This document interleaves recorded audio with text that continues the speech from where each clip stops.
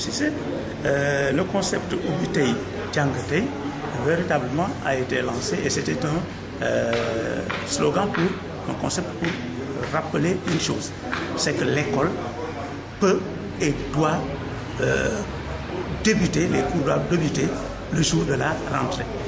Dans la conscience collective, on se donnait une marge en fait entre l'ouverture et le début des cours. Et tout le monde, sans que ça soit écrit nulle part, se disait bon, c'est aujourd'hui la rentrée, mais les cours débuteront plus tard.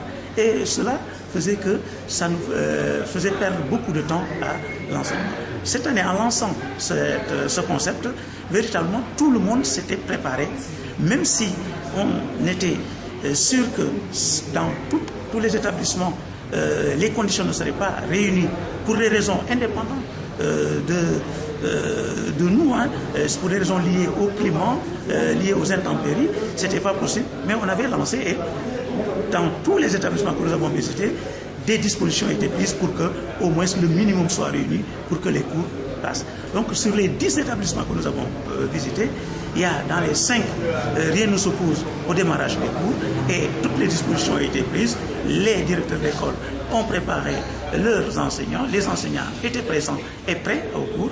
Le seul problème qu'on peut déplorer, c'est l'absence des élèves. Il me semble que les parents n'ont pas intégré pour le moment cette dimension Ubitei Djangatei parce qu'ils ont continué d'avoir de mauvaises habitudes et il faudra qu'ils essaient de laisser les enfants venir à l'école, de les préparer avec l'aide des collectivités locales.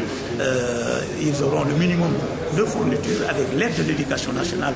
Pour les classes de la première étape, il y aura des ouvrages, donc rien véritablement s'oppose au démarrage effectif des cours. Donc, pour me résumer, le principal enseignement qu'on tire de ce concept Ubitei Djangatei, c'est que ça a permis à tout le monde d'être sur le qui-vive et d'être prêt, de préparer le minimum pour que les cours démarrent.